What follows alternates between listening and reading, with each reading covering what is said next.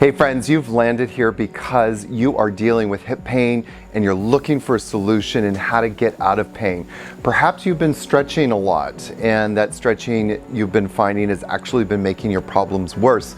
Well, the reasons why that stretching is making your problems worse is because it's disrupting the communication system between your brain and your muscles. What does work is getting the muscles activated. Muscle activation is a way to improve the communication system between the central nervous system and your muscles so that the muscle can contract and contract on demand. So let's dive into the practice.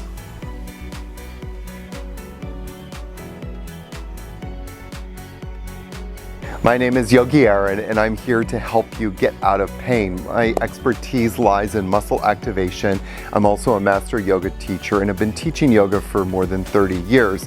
I'm also part of the Stop Stretching Mob Squad because stretching is making a lot of people's problems worse. So remember, if you like the video, please click like and also make a comment below and ask me questions about how to help yourself live a more pain-free life, and let me know how these practices are working for you. So let's dive in. So in the previous two videos, we looked at the muscles of the psoas major and the glute max. We're going to be doing those exercises again today. I'm not going to be doing both of the glute max exercises. I'm just going to be choosing one, which is probably going to be bridge pose. It's usually my go-to pose because it's fast, it's simple, and easy. If you've been finding that your glutes were weak, definitely keep doing both of those exercises. And please remember to refer back to the video if you haven't seen it yet, because there's some really important information there. Today we're actually going to be looking at another glute muscle called glute med. Now, the exercise that we're going to be doing today, which is one that you probably have done before, it's a clamshell exercise. We're going to be refining it a little bit. So if you've done it before, pay attention today because the way that I teach it and the way that I set it up is a little bit different. But one of the muscles that we're also going to be targeting in this is called the piriformis. Now, the piriformis is an external rotator for the hip muscles. A lot of hip pain comes because these external rotators are not working properly. Now you might be thinking, well, I don't want more external rotation. That doesn't really matter. What does matter is that when you do go into a range of motion, that the muscles are supporting the joints properly so that there's no more stress or trauma. Always remember that the byproduct of stress is inflammation. Let's dive into the practice. So we're going to start with our clamshells and then we'll go back and we're going to do the psoas major and then the glute max exercise. For the glute med exercise, you're going to come and lie down onto your side. Now, when you're lying down onto your side, I actually want you to kind of roll the top hip forward a bit as opposed to leaning back like this. You're actually going to come forward a bit. I want you to take your hand, the top hand, and just kind of keep it right there, sort of on the sacrum or in your lower back, because I don't want you to push back. That's going to be a tendency of compensation here. I don't want you to be pushing back. So kind of roll into it a little bit and then use that hand to block you from rolling back. Now, when you're doing these clamshells, your knees are together, the knees are bent. You're kind of rolling forward. The top hand is blocking you so you can't push it back. And then you're going to lift that knee up as high as you can. Now, because your hand there is blocking you, you're going to notice that you don't have a lot of lift here. That's okay. And then slowly come on back down. All we're trying to do is get the muscles that are moving the bones to shorten properly as much as possible, because in that isometric state, they're now sending messages to the nervous system. Hey, we're here, let's contract, and it improves that communication system. So slowly lift up. All right, and why is improving that communication system important? Because a lot of us have compromised communication systems. Slowly back down. The communication system has been compromised from stress, trauma, and overuse. Let's come back up. Each time we do a muscle activation, we're holding it for about 6 seconds. A little bit more is fine. And we're doing it about 6 times and then slowly back down. Now you might notice that as you do this then the 4th time, come on back up, that it gets a little bit easier because the muscles start waking up. The muscles start doing their job properly, which is contracting. All right? And then come on back down. And then come on back up. There you go. All right. So the 2 muscles we're targeting right now is the glute med and the piriformis. This is a great one to get into, the piriformis, and then slowly back down. And even some of the other external rotators, and then come on back up. Very good. You might even notice you're getting a little bit higher. I am. I think if you look at the first one I did and compared it to now, you would see a bit of a difference, and then back down.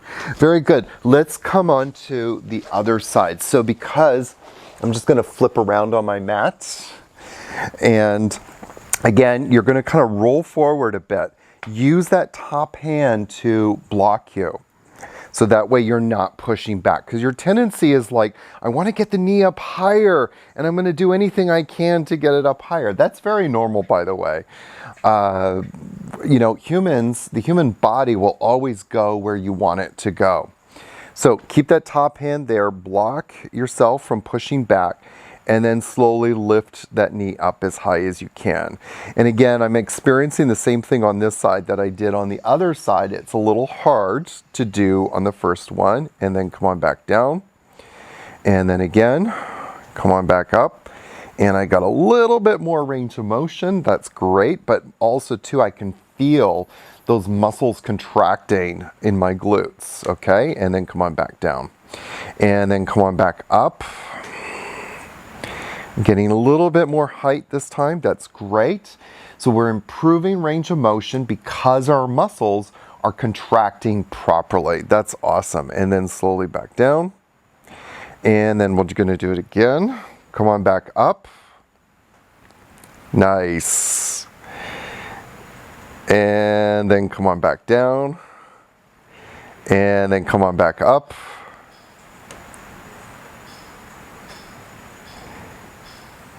And then come on back down.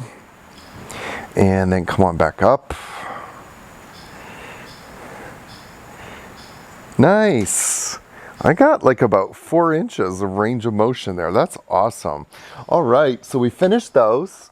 Already you can probably start to feel like your hips are kind of shifting a little bit. A lot of hip pain, by the way, can be traced to the glute medius not working properly. Glute medius supports the stability of the hips through so many different ranges of motion. And a lot of times, in a lot of people, the glute med actually starts to do functions of glute max because the glute max isn't working properly. Glute med starts to take over. Glute med starts to take over and then get overused. Remember, muscles shut down because of stress, trauma, and overuse. When the major muscles aren't working properly, the minor muscles, the smaller muscles that also are important for stabilization, end up getting overused, and that's not a good thing, my friends. So that's why every single video in this series, we're always going to be doing glute max muscle activations, and then also psoas major muscle activation. So come on to our back, and let's bring the feet wide apart. We're going to just come into glute max now. Bring the arms out to the sides and lift the hips up as high as you can. And again, we're going to be holding for about 6 seconds. So lifting up, squeeze the glutes. If you're not sure if you're squeezing, just give them a little tap and then slowly come on back down. And then come on back up. And again, press down into the heels of your feet. Squeeze the glutes as much as possible and then come on down. And again, come on up and squeeze the glutes. So delicious, so nice. And then come on back down. Very nice. And then come on up.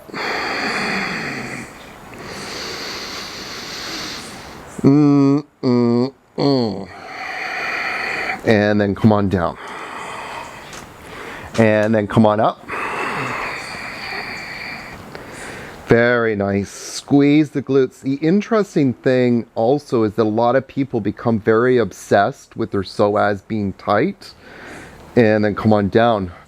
The opposite muscle to the psoas is your glutes. So as you perform or you get your glutes contracting properly, guess what happens to the psoas? It relaxes. And come on up one more time. Come on up as high as you can. Press down into the heels of your feet. Squeeze the glutes as much as possible. And then lift the hips up higher. And then come on down. Woo-ha! Okay, so straighten the legs out. And let's just do a quick psoas test. So bring the right leg out to the right 20 degrees. Lift it up. Notice if there's any compensation, you're lifting the left hip up or anything like that. Okay, so bend the knees. Cross that right ankle, bring the left hand to right knee, and bring the right knee into the hand, and push, and then relax, and do it again. Very nice. And then relax, and do it again. And then relax. And do it again.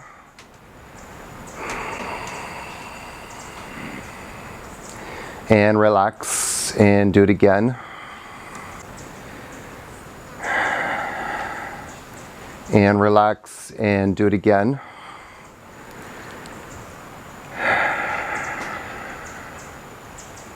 And relax and do it again. Very good. And then straighten the legs out. Let's externally rotate that right leg. Bring it out about 20 degrees and then lift the leg up and notice if it feels different. Some people report that it kind of like the leg just floats up. That's because your muscles are working properly. Let's just jump right in and do the left side, okay? So bring that left ankle across the right knee. Bring the right hand towards the left knee and push the left knee into the hand. 5 and 6 and relax. Do it again. When our muscles start working properly, when you apply outside force to those muscles, when they're working properly, the muscle gets strong, and then relax. If the muscles are weak and you're applying an outside force, you can actually make the muscles weaker. And relax. So it's really important to make sure that the muscles of your body are working properly, that they're able to contract and contract on demand. And relax and do it again.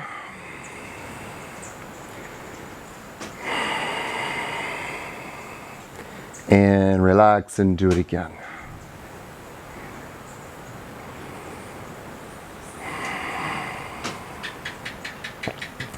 And relax. And one more time. Let's do it again. Very good, my friends. All right. That's awesome. So I hope that you guys enjoying these videos and these techniques to help you have pain-free hips. They work, but you got to keep doing them. So keep doing these practices, and I promise you, whatever pain you're experiencing in your hips is going to go away. And the more you do these exercises, the longer it stays away. Remember that pain is always a sign that there's inflammation. The inflammation is a result of stress, trauma, and overuse. Yeah, you can take an anti-inflammatory, but you're not really dealing with the problem. The problem is that the muscles around those joints are not working. These muscle activations will get those muscles working so that the pain goes away, and more importantly, you can go back out into your life to live your best pain-free life. Have a great day, my friends.